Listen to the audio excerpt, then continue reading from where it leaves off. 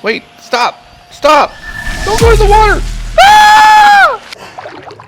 I can't believe this drone went in the water. You stupid drone. Hey guys and girls, I'm James and welcome to the channel. Today we're taking a look at the RuKo U11. It's a beginner budget drone. It's got a really nice camera on it, but it doesn't work very good as a submarine. So, if you've ever put a drone in the water, the best thing to do is hit it with a hairdryer, try to dry it off, but then stick it in rice for 2 days and hopefully it pulls out the moisture. I've done it a couple times with some other drones, but I don't know how good it's going to be with a budget beginner drone. So you're thinking, what happened? Well, I was flying it around and I read in the instructions that when the battery started getting low on it, it was supposed to start beeping at me. So it wasn't very smart. The battery went dead and it just landed with no warning whatsoever. Then I looked down and I was about 25%, thinking I still had more battery. But that should teach anybody that you shouldn't do anything with the drone till you at least run a full battery through it to see how it functions. But even if that hadn't happened, guys, let me tell you about this drone. It's over 250 grams. And next year, if you buy this drone, you're not going to be able to fly it unless you go and spend more money and get a remote beacon and attach it to it. Because all drones over 250 grams, starting next year, if they don't keep delaying it, are going to need to have a remote beacon. So if you're going to get a budget beginner drone or a toy grade drone, don't get anything over 250 grams. And this one's like 270. It's barely over. So starting in December of this year, they're not going to even be allowed to manufacture drones over 250 grams that don't have a remote beacon built into it. They'll probably really drop the prices on these and you can buy them really cheap and you're thinking, well, I'll just fly it around in my backyard and it'll be fine. Anytime you're in FAA airspace, you need to follow the guidelines set by the FAA. Last year, so recently, they just came down on a drone pilot. Remember last year, the guy that flew into the Cincinnati Bengals game? Well, he got 3 years prison.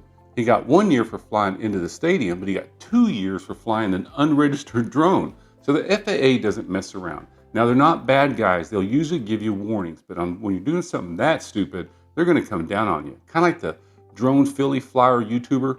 I mean, he got fined $186,000 for violations, but they warned him over and over and over.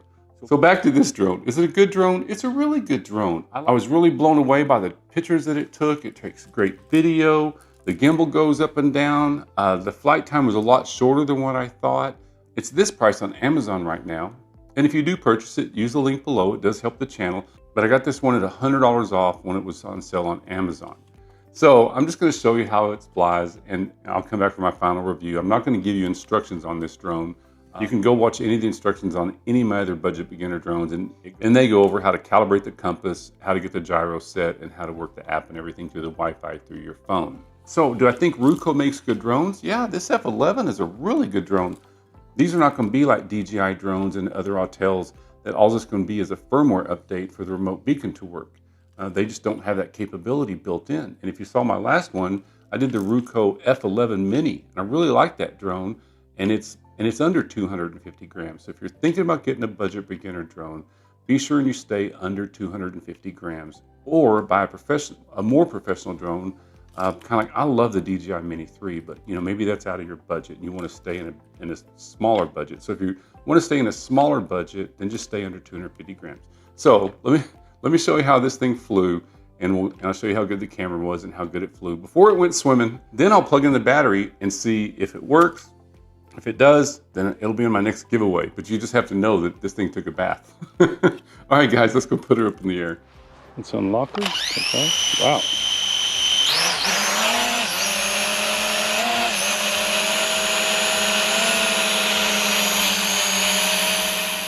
All right, the first thing you should do every time you put a new drone up in the air is just let it hover for a little while. Satellites are really controlling this one very, very well. Of course, it's not windy outside at all.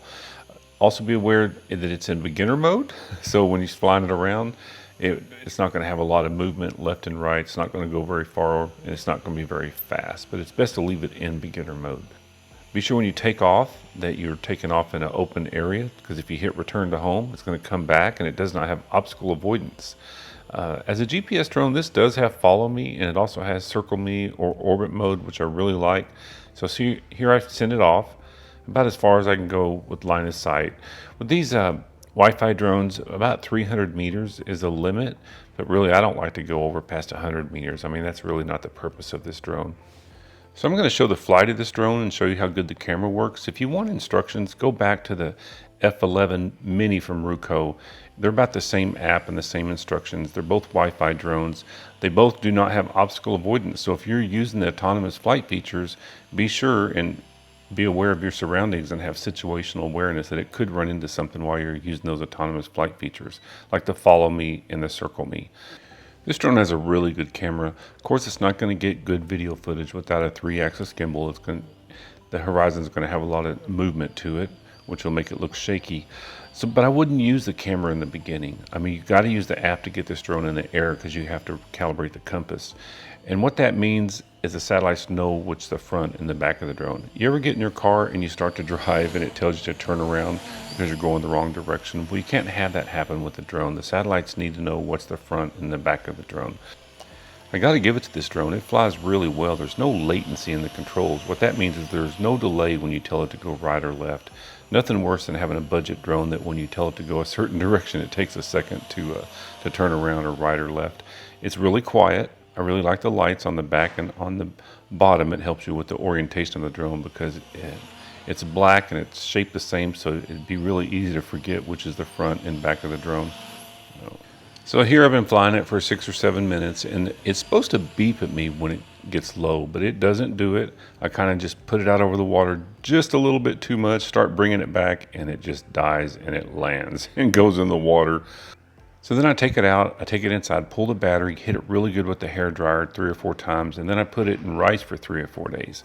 So we'll pull it out and see if it works. It's about a 50-50 chance it works, but it's really nice when it does. And if it does, I'll add it to one of my giveaways. And I'll have in the description how you can win these drones. And it's been 3 or 4 days since I made this video, so I'm about to pull it out of the rice and see if it works. But before we do that, let me show you how good the pictures look from the camera in the video and what it looks like from the interface of the app when you're looking down on your phone when it's flying. And here's some pictures that the camera took. The color saturation's really good. I mean, there's no focus or anything. It just takes them automatically, so it focuses itself very well, and it adjusts to the light really good too. So here's the interface with the app. As you can see on the top, it tells you how many satellites you have, the battery level on the remote and on the drone. Right now it's recording a video. You see the timer is at 2 minutes and 6 seconds, and below that's where you take a photo. Below that is where your gallery, and then on the left hand side is the landing button, the return to home, and then that little arrow, you open that up for your autonomous flight features. It's not windy outside, so this is doing pretty good for the camera not having a 3-axis gimbal.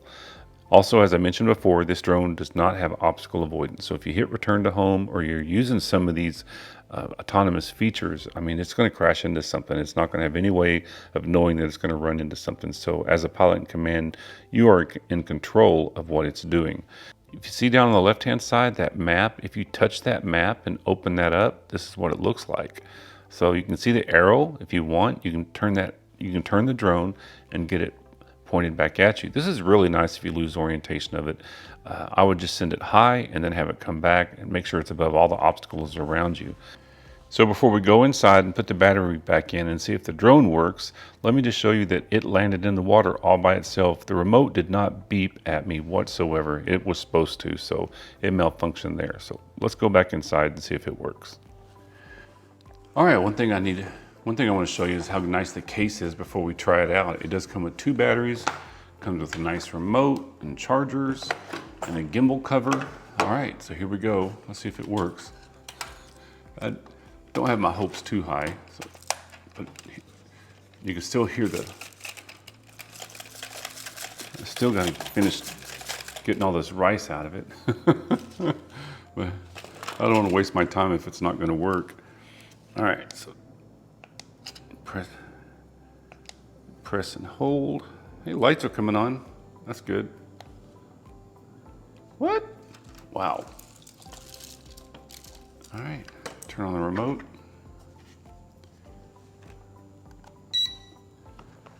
Wow. That's crazy.